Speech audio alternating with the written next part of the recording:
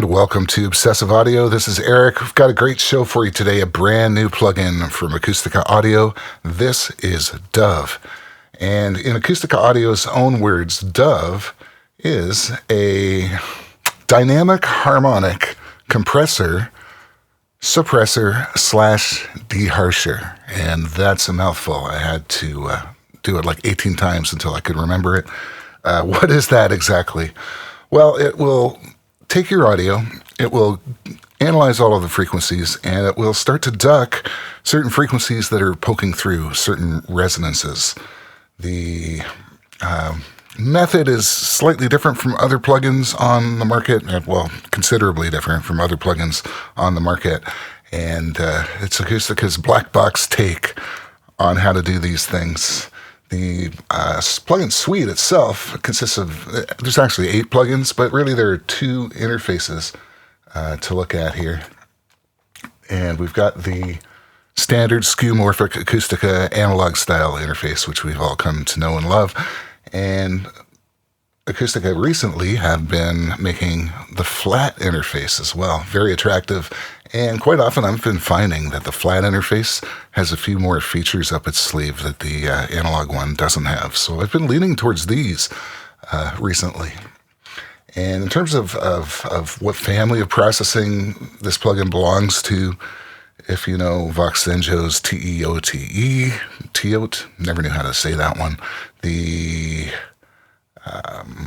Oak Sound Soothe, the De-essing from TB Pro Audio, even the old school DSM by Paul Frendel, Plugin Alliance. It's that type of spectral processor. But in this case, Acustica have kept to their roots of analog emulation, meaning that everything in it is analog emulated, including the sidechain filtration, which is pretty phenomenal. And we're going to hear the results. We're going to hear some examples of the plugin. And why don't we get to that actually right now. So along the top, you've got your preset management, load, save, A and the B, copy, paste. There are a number of presets to choose from to help you get started, find something that looks appropriate, and that will get you in the ballpark, and you can adjust from there. We've got different styles of reduction, and I can't stress enough how different these sound from each other. So once you've got it dialed in and you start switching these up, this is going to change the sound quite drastically. These are all based on their analog sampling and modeling. So they all operate very differently from each other. So hopefully you find one that does just the perfect job for what you're trying to do. There's a resolution which has normal, mega, and giga. And while the manual doesn't exactly specify what this is, whether this is bit depth or whatever, I notice a difference. This will increase the CPU load, though, significantly. So keep that in mind. But I've been liking mega. Giga I've tried too, and it'll take up quite a bit of CPU. But it is there for you. Now up here you've got your 3 standard compressor type controls: attack, release, reduction, which can be thought of as a threshold. As you increase it, it's going to dig in more. It's going to start removing more frequencies and add higher amplitude of reduction, attack and release speeds. Up here, you've got your phase section. You turn this on, and this will enable you to slide between minimum phase or linear phase. And it will allow you to hit any point in between. So depending on whether you're mastering or if you have a track, this is an additional thing to play with. Now, linear phase EQs, of course, if you've got them set, the low end, sometimes you'll hear some pre-ringing in that. Now, the type of processing here, it doesn't really produce a lot of pre-ringing because this is only applied to what's being reduced rather than, say, the whole signal running through like a linear phase equalizer. So, but this will give you, if you do sense a little bit of ringing, you can tack that down a little bit, and that will help out a lot. Similarly, we have oversampling here up to 8 times, and the process itself doesn't really generate a ton of aliasing, but because it is nonlinear gain reduction, this is still a really good thing to have here.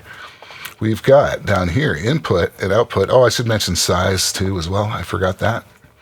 1x, 1.5, 2x. You have to reload the plugin and then it'll open up at the new size. We've got master input here, master output there, gain reduction meters here.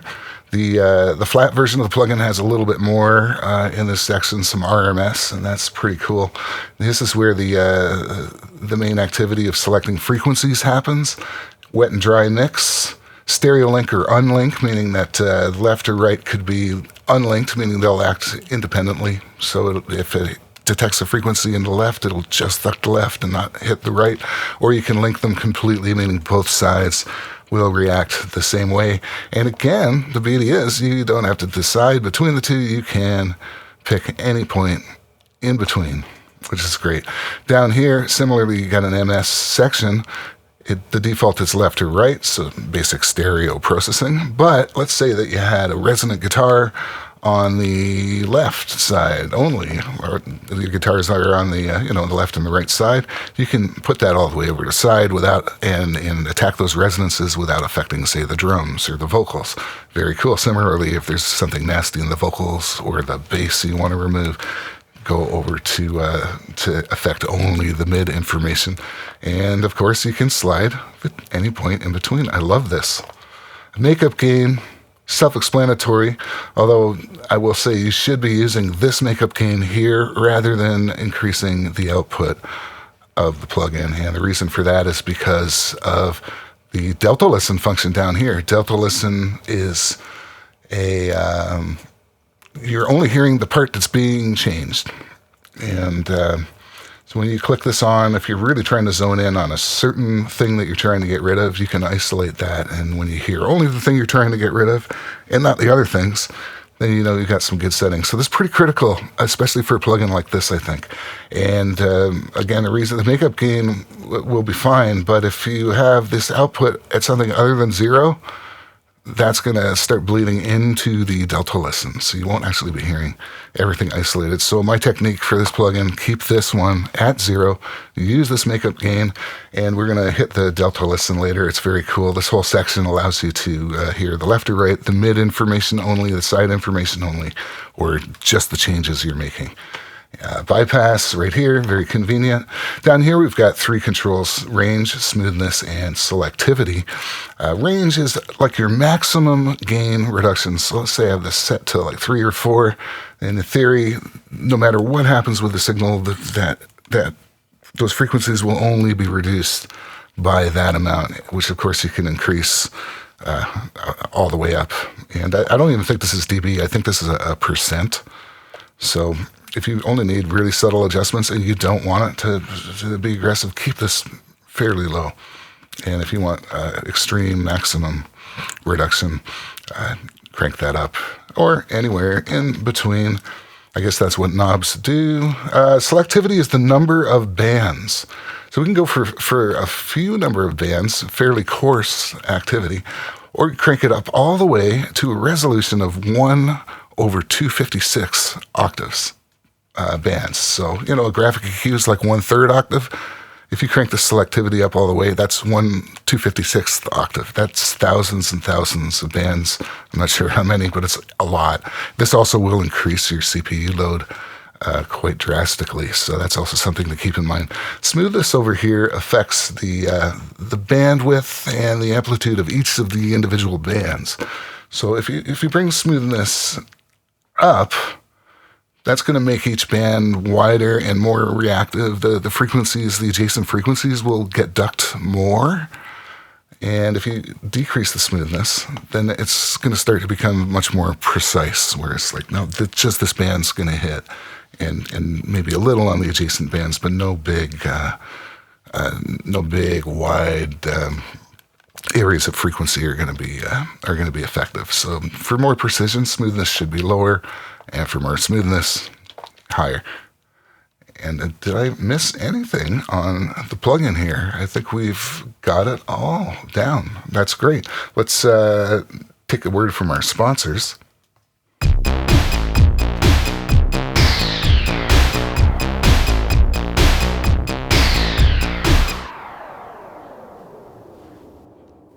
just do some examples. I've got a de-esser example here, and I'm going to hit the bypass.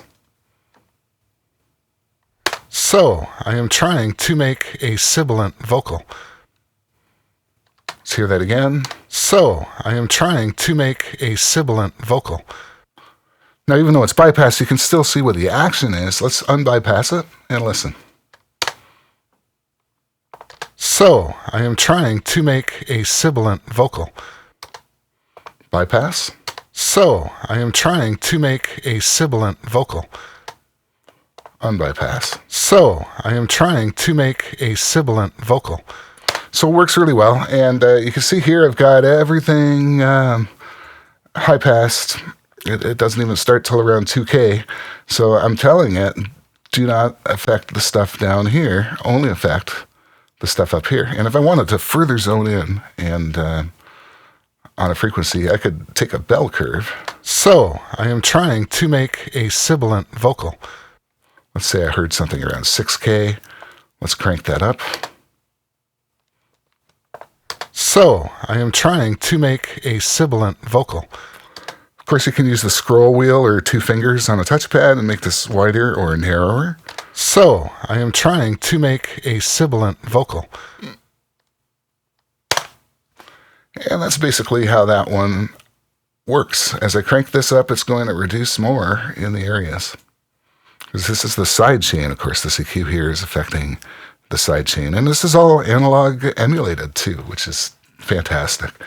So we have that as a de-esser. Why don't we go and listen to a master track?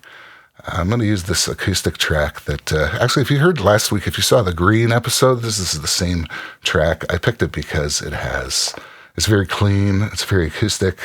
It's almost all the way there, except that it does have a little bit of a problem I heard in the mid-range around between 5 and 800 hertz, which was just a little bit poking through. I'm going to bypass the plugin completely. Let's hear what the raw track.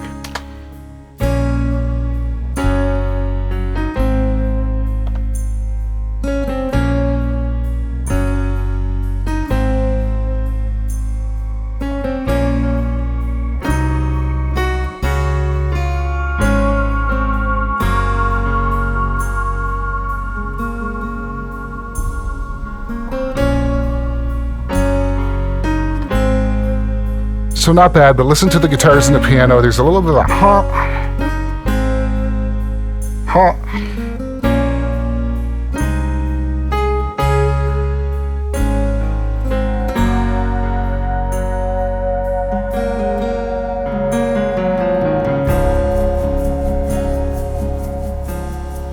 And let's put the plug-in on.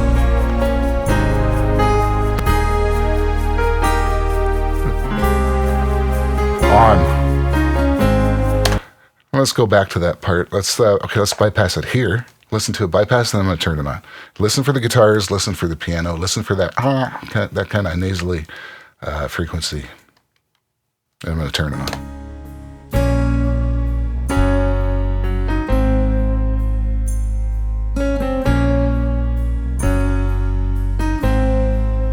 On.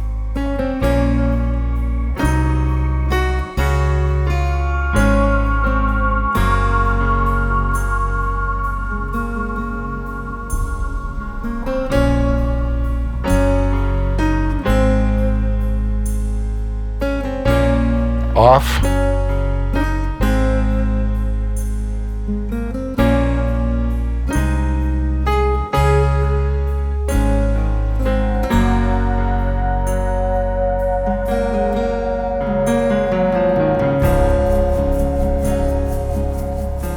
On.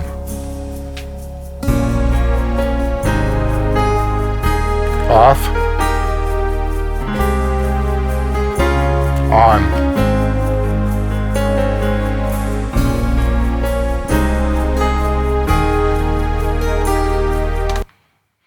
So it's a pretty subtle difference. Again, if you're on a laptop or a less than stellar listening environment, you might not be hearing too much of a difference, but it took care of the problem as far as I was concerned. I was able actually to make up the gain a little bit, and it doesn't seem to be any louder. It just seems to just have a little bit less of those frequencies that were being concerning. Let's try the delta listen now. I'll show you how that works, and also why you want to keep this output at 0. Now, we're going to listen only to the frequencies that are being removed, right? Only the resonances that are being detected. And they're going to be fairly quiet. So I'm going to have to crank up the gain on the DAW. And if you're going to do this, I totally recommend having a brick wall limiter on your master just to protect your speakers, because this can, some of these resonances can get a bit jumpy depending on how you have the plugin set. So I'm going to crank that up. Let's listen to what's just being removed. Yeah, even with it cranked up, still not getting much. So let's increase that reduction until it starts to dig in a little more.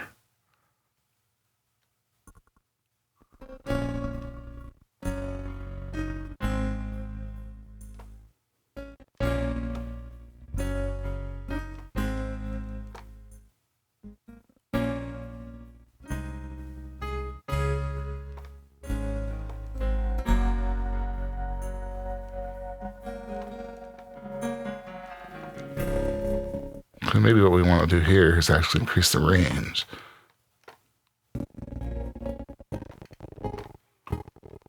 Very interesting anyway.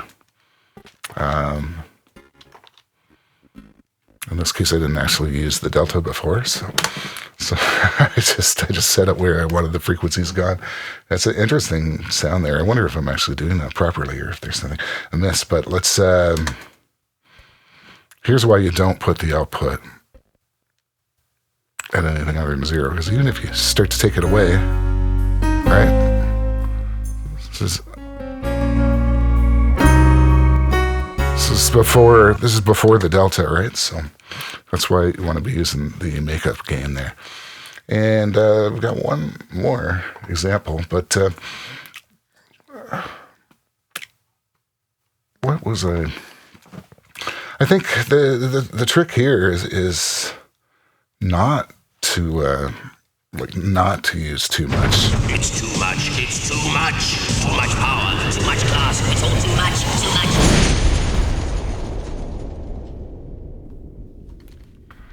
Right. So we've got one more final example, and this is an example of sidechain spectral ducking. And I've got a drum beat and a bass. Right now, Dove. This is the flat GUI, by the way. The Dove is on the bass duck, and I'm going to bypass the plugin right now. Yep. Yeah, let's just hear the drums and the bass together. Oh, I'm sorry. I still have my DAW cranked. That's why you keep the limiter on, kids. All right.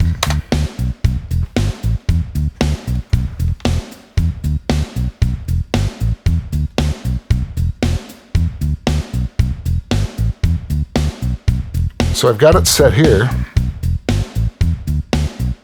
I'm going to solo it out. See if we can do a delta on this and see exactly what's being removed. Oh, it also helps if you earn and bypass.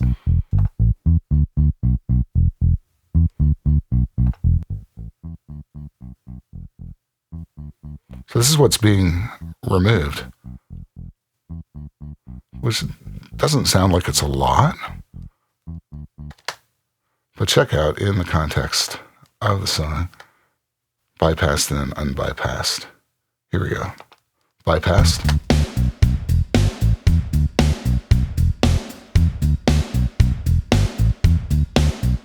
On.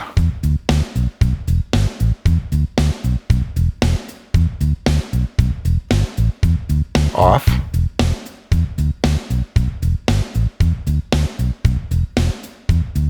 On. So I'm going to do that again. I just want you to listen for the kick drum, especially in the bass, and what's happening down in the low end around 90, 100 hertz. And it sounds pretty good bypassed, but when you turn it on, just listen to how the bass kind of hugs around the kick. All of a sudden the kick has some more space, and the bass has a bit more volume and a bit more presence. Off.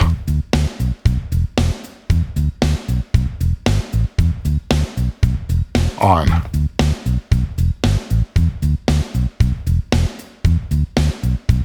Off.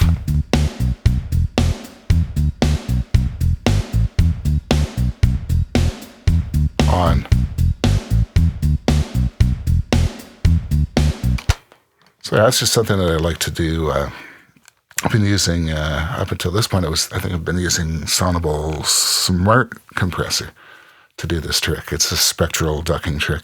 It's you're side chaining your bass to the kick drum. This is in a full mix it would be just the kick. In this case, it's the drums are already mixed, so it's reacting to all of the drums. But in a real mix, this would be just off of the kick drum, just to help clean up that low end, to get rid of frequencies that are interfering. That's going to allow you to turn the bass up even that much more without the kick getting lost. It's a really cool trick. I love doing it. I try to do it on every mix. It doesn't always work, but it works about like 80% of the time, regardless of style. So that is something that this plugin can do, and it's doing it quite well. You'll see here I've got 100 hertz cranked right up, and I sort of, let's fool around with it. You can hear where it sort of locks in to the kick drum. Again, if you've got a full range system, you're going to hear this. Maybe not so much on a laptop or something.